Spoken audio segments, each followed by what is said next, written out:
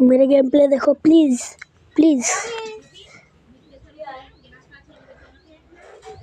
ये मैं game play देख रहा हूँ मेरा, और यहाँ देखते हैं हम यहाँ जम हेडशॉट,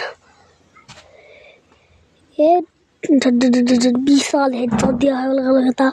সেখানে দেখা যায় এখানে ওই বান্দারাকে বিবস্ত একটা ওয়ান ট্যাপ লেগেছে।